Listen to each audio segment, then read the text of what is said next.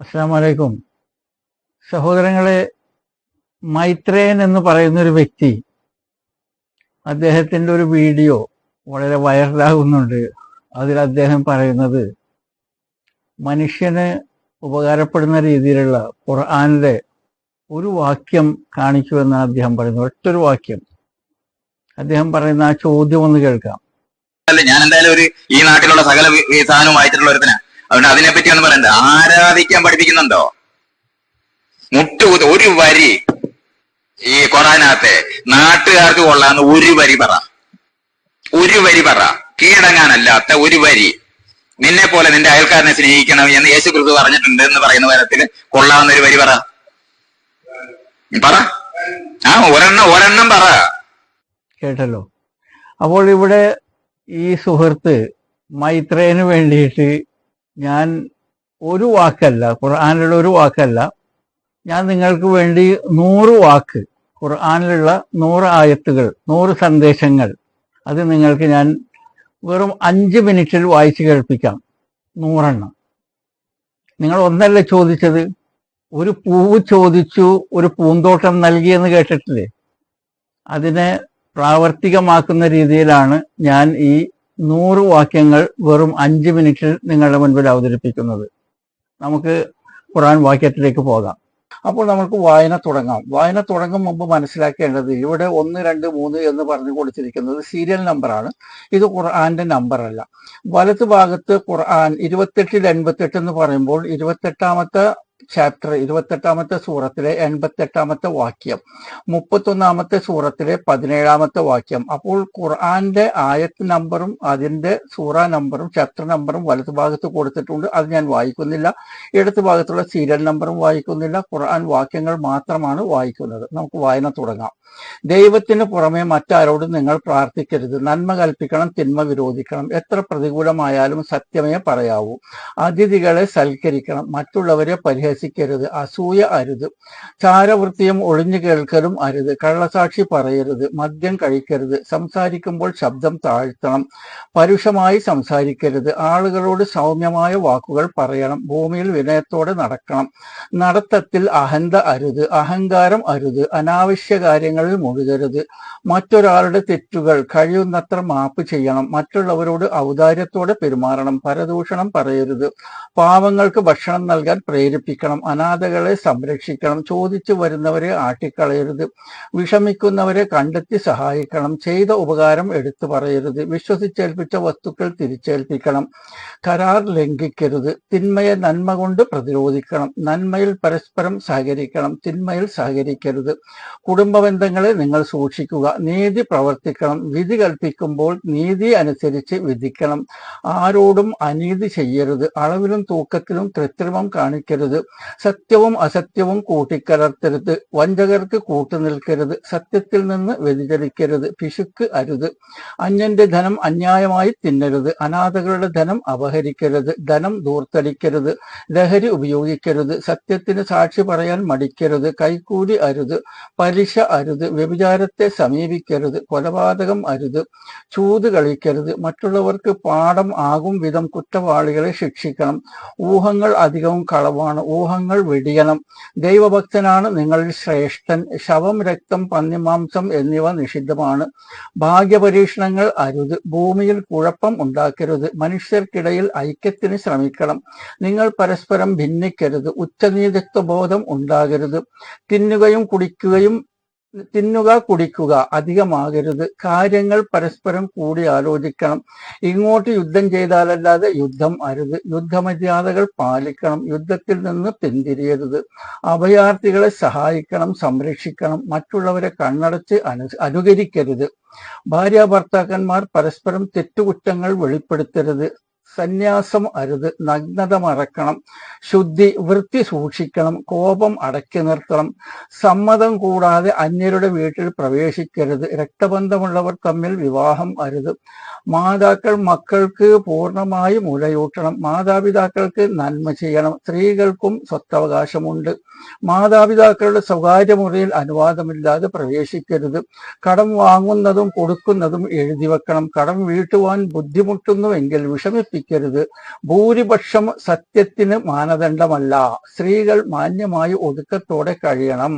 മരണപ്പെട്ടവന്റെ സ്വത്ത് കുടുംബാംഗങ്ങൾക്ക് അനന്തരം നൽകണം. മാതാപിതാക്കളോട് മുഖം ചുളിച്ച് സംസാരിക്കരുത്. കഷ്ടപ്പാടുകളിലും വിഷമതകളിലും ക്ഷമ കൈക്കൊള്ളണം. കുടുംബത്തിന്റെ നേതൃത്വം പുരുഷന് നൽകണം. ആർത്തവകാലത്ത് ലൈംഗിക സമ്പർക്കം അരുത്. പ്രപഞ്ചത്തിലെ അത്ഭുതങ്ങളെക്കുറിച്ച് ചിന്തിക്കണം. വിജ്ഞാനം നേടുന്നവർക്ക് ഉന്നത പദവി നൽകും. ഭരണാധികാരികളെ പ്രാപ്തി നോക്കി തിരഞ്ഞെടുക്കണം. ആരാധനാലയങ്ങളിൽ നിന്ന് ആളുകളെ തടയരുത്. മറ്റു മതസ്ഥരുടെ ആരാധ്യ വസ്തുക്കളെ നിന്ദിക്കരുത്. എല്ലാ പ്രവാചകരെയും അംഗീകരിക്കണം. സത്യത്തിലേക്ക് ക്ഷണിക്കുന്നത് സതുപദേശത്തോടു കൂടി ആവണം. ആരാധനാ വേളയിൽ നല്ല വസ്ത്രം അണിയണം. മതത്തിൽ നിർബന്ധിക്കാൻ പാടില്ല. ഒരാൾക്ക് കഴിയാത്തത് അയാളെ നിർബന്ധിക്കരുത്. സ്ത്രീ ആയാലും പുരുഷനായാലും കർമ്മങ്ങൾക്ക് തുല്യ പ്രതിഫലം ഉണ്ട്. അനാചാരങ്ങൾക്കെതിരെ പോരാടണം. വർഗീയത അരുത്. ദൈവത്തോട് മാത്രം പ്രാർത്ഥിക്കുന്നവന് നിർഭയത്വം നൽകും. ദൈവം കാരുണ്യവാനാണ്. അവനോട് പാപമോചനം തേടുക. ദൈവം എല്ലാ പാപങ്ങളും ഒന്നിച്ച് മാപ്പ് ചെയ്യുന്നവനാകുന്നു. 100-ാമത്തെ വാചകം. ദൈവകാരുണ്യത്തെ കുറിച്ച് നിരാശരാകരുത്. കേട്ടല്ലോ. അപ്പോൾ ഇവിടെ വളരെ കൃത്യമായിട്ട് ഇദ്ദേഹം ഒരു വാക്കാണ് ചോദിച്ചിരിക്കുന്നത്. നമ്മൾ വളരെ കൃത്യമായിട്ട് 100 വാക്കുകൾ പറയുകയുണ്ടായി. ഇനി ഈ ചോദ്യം ചോദിച്ച മൈത്രേയൻ എന്ന സുഹൃത്തിനോട് എനിക്ക് പറയാനുള്ളത്, ഈ 100 വാക്യങ്ങളല്ല, ഖുർആനിനകത്ത് 6600 ചില്ലാനം വാചകങ്ങളുണ്ട്. അതിന്റെ എല്ലാം തന്നെ അന്തസത്ത എന്ന് പറയുന്നത് മനുഷ്യ നന്മയ്ക്ക് വേണ്ടിയിട്ടുള്ളതാണ്, മനുഷ്യന്റെ ഉന്നമനത്തിന് വേണ്ടിയിട്ടുള്ളതാണ്. അത് വായിച്ച് മനസ്സിലാക്കാൻ കഴിയണം. അല്ലാതെ അത് വരികൾക്കിടയിൽ വായിച്ചു പോയാൽ നിങ്ങൾക്ക് മനസ്സിലാവുകയില്ല. ആ വിഷയത്തിലേക്ക് വരും മുൻപ് ഒരു കാര്യം ഞാൻ നിങ്ങളോട് പറയാൻ വേണ്ടി ആഗ്രഹിക്കുന്നു. മിസ്റ്റർ മൈത്രേയൻ, നിങ്ങളെ കുറിച്ചിട്ട് ഖുർആനിൽ ഒരു വാക്യം പറഞ്ഞിട്ടുണ്ട്. മിസ്റ്റർ മൈത്രേയനെ കുറിച്ചിട്ട് ഖുർആനിൽ ഒരു വാക്യം പറഞ്ഞിട്ടുണ്ട്. അതെവിടെയാണെന്ന് അറിയാമോ? നിങ്ങൾ ഗൂഗിളിൽ സെർച്ച് ചെയ്ത് നോക്കുക. 3-ാമത്തെ ചാപ്റ്ററിൽ 54-ാമത്തെ വാചകം. അതിൽ അല്ലാഹു സുബ്ഹാനഹു വ തആല പറയുന്നത് വമക്കറു വമക്കറല്ലാ വല്ലാഹു ഖൈറുൽ മാക്കിരീൻ. അവർ തന്ത്രം പ്രയോഗിച്ചു, അള്ളാഹുവും തന്ത്രം പ്രയോഗിച്ചു. തന്ത്രം പ്രയോഗിക്കുന്നതിൽ അള്ളാഹുവാണ് ഉത്തമൻ. നിങ്ങൾക്ക് എന്ത് മനസ്സിലായി? ഇതാണ് ഞാൻ പറഞ്ഞത്. ഖുർആൻ നിങ്ങൾ വായിക്കേണ്ട രീതിയിൽ, മനസ്സിലാക്കേണ്ട രീതിയിൽ മനസ്സിലാക്കണം. അത് എല്ലാവർക്കും കഴിയുകയില്ല. ഖുർആൻ വായിച്ച് അതിന് അർത്ഥം മനസ്സിലാവണമെന്നുണ്ടെങ്കിൽ, അതിന്റെ അന്തസത്ത മനസ്സിലാവണമെന്നുണ്ടെങ്കിൽ ഫുർഖാൻ ലഭിച്ചിരിക്കണം. അപ്പോൾ മിസ്റ്റർ മൈത്രേയന് ഫുർഖാൻ എന്താണെന്ന് അറിയാമോ? അതിൽ അല്ലാഹു പറഞ്ഞിരിക്കുന്നത് ഖുർആനിൽ ഇങ്ങനെയാണ്: യാ യുഹല്ലദീന ആമനൂ, ഹേ സത്യവിശ്വാസികളെ, ഇൻ തത്തഖുല്ലാഹ, നിങ്ങൾ അള്ളാഹുവിനെ ഭയപ്പെടുകയാണെങ്കിൽ, അള്ളാഹുവിനെ സൂക്ഷിക്കുകയാണെന്നുണ്ടെങ്കിൽ, യജ്അൽ ലക്കും ഫുർഖാൻ, ഞാൻ നിങ്ങൾക്ക് ഫുർഖാൻ കൊണ്ടുവന്ന് തരും. യാ അയ്യുഹല്ലദീന ആമനൂ ഇൻ തത്തഖുല്ലാഹ യജ്അൽ ലക്കും ഫുർഖാനം വയുകഫിർ അൻകും സയ്യിആതികും വയഗ്ഫിർ ലക്കും വല്ലാഹു ദുൽ ഫദ്ലിൽ അസീം. അപ്പോൾ നിങ്ങൾ അള്ളാഹുവിനെ ഭയപ്പെടുകയാണെന്നുണ്ടെങ്കിൽ അള്ളാഹു നിങ്ങൾക്ക് ഫുർഖാൻ തരും, നിങ്ങൾ തെറ്റുകൾ മായ്ച്ചു കളയും. അപ്പോൾ ഈ ഫുർഖാൻ എന്ന് പറയുന്നത് സത്യവും അസത്യവും വിവേചിച്ചറിയാനുള്ള കഴിവ്. ആ കഴിവ് ലഭിക്കണമെന്നുണ്ടെങ്കിൽ ഫുർഖാൻ വേണം. അപ്പോൾ ഈ മൈത്രേയനെ സംബന്ധിച്ചിടത്തോളം നിങ്ങൾക്ക് ഫുർഖാൻ ലഭിക്കാത്തത് കൊണ്ട് നിങ്ങൾക്ക് മനസ്സിലാവില്ല. ഖുർആൻ മനസ്സിലാകാൻ വളരെ പ്രയാസമാണ്. ഇപ്പോൾ ഞാൻ നിങ്ങളെ കുറിച്ചിട്ടൊരു ആയത്തുണ്ടെന്ന് പറഞ്ഞല്ലോ, ആ ആയത്ത് ഞാൻ നിങ്ങൾക്ക് ഓതി കേൾപ്പിക്കുകയും ചെയ്തു. വമക്കറു വമക്കറല്ലാ വല്ലാഹു ഖൈറുൽ മാക്കിരീൻ. അവർ തന്ത്രം പ്രയോഗിച്ചു. ആര് തന്ത്രം പ്രയോഗിച്ചു? സത്യനിഷേധികൾ തന്ത്രം പ്രയോഗിച്ചു. അള്ളാഹുവും തന്ത്രം പ്രയോഗിച്ചു. തന്ത്രം പ്രയോഗിക്കുന്നതിൽ അള്ളാഹുവാണ് ഉത്തമൻ. ഇവിടെ എന്താണ് അള്ളാഹുവിന്റെ തന്ത്രം? നിങ്ങളെ കൊണ്ട് ഇങ്ങനെ പറയിപ്പിച്ചു. ഖുർആനിൽ ഒരു വാക്കുണ്ടോ മനുഷ്യന് ഉപകാരപ്പെടുന്ന, നന്മ ചെയ്യുന്ന ഒരു വാക്കുണ്ടോ എന്ന് പറയിപ്പിച്ചതാരാണ്? അള്ളാഹ് പറയിപ്പിച്ചതാണ്. അതാണ് അള്ളാഹിന്റെ തന്ത്രം. അങ്ങനെ നിങ്ങളത് പറഞ്ഞു കഴിഞ്ഞപ്പോൾ അത് എന്റെ ശ്രദ്ധയിൽപ്പെടുത്തി, മറ്റ് പല ഉസ്താദുമാരുടെ ശ്രദ്ധയിലും പെടുത്തി. അവരൊക്കെ അതിന് മറുപടി പറഞ്ഞു. ഇപ്പൊ കഴിഞ്ഞ ദിവസം റഫീഖ് സലഫി എന്ന് പറയുന്ന ഉസ്താദ് വളരെ തന്മയത്വത്തോടു കൂടിയിട്ട് മാതാപിതാക്കളെ എങ്ങനെ ബഹുമാനിക്കണം എന്നുള്ള ഒരൊറ്റ ആയത്ത് ഈ മൈത്രേയനെതിരെ സംസാരിച്ചിട്ടുണ്ട്. ഒരുപാട് ഉസ്താദുമാർ സംസാരിച്ചിട്ടുണ്ട്. അപ്പോൾ അള്ളാഹാണ് ഈ തന്ത്രം പ്രയോഗിച്ചിരിക്കുന്നത്. നിങ്ങളെ കൊണ്ട് ഈ ഒരു ചോദ്യം ചോദിപ്പിച്ചു. അപ്പോൾ ഞാനിപ്പോൾ 100 ആയത്തുകളുമായി വന്നു. ചുരുങ്ങിയത് മിനിമം ഒരു 1000 ആളുകളെങ്കിലും ഈ ഖുർആനിലുള്ള നന്മകൾ അവർക്ക് വായിക്കാനും മനസ്സിലാക്കാനും കഴിയും. അപ്പോൾ മിസ്റ്റർ മൈത്രേയൻ ഖുർആനിലൊരു വാക്യം പോലും നല്ലതില്ല എന്ന് പറഞ്ഞുകൊണ്ട് അടുത്തതായിട്ട് നിങ്ങൾ പറയുന്നത് എന്താണ്? ഖുർആനിൽ എന്താ ഉള്ളത്? നമസ്കരിക്കാനാണ് ഖുർആൻ പറയുന്നത്. നിസ്കരിക്കാനും നമസ്കരിപ്പിക്കാനും പഠിപ്പിക്കുന്നതല്ലേ ഖുർആൻ? അതിനകത്തൊക്കെ ജാതി സമ്പ്രദായങ്ങളെ മേലിൽ പഠിപ്പിക്കാനും മേളിലുള്ളവരെ നിസ്കരിക്കാനും നമസ്കരിപ്പിക്കാനും പഠിപ്പിക്കുന്നതല്ലേ ഖുർആൻ? നമസ്കാരം എന്താണ്? നമസ്കരിക്കുന്നത് കൊണ്ട് ഒരു മുസ്ലിമിനുണ്ടാകുന്ന പ്രയോജനം എന്താണ്?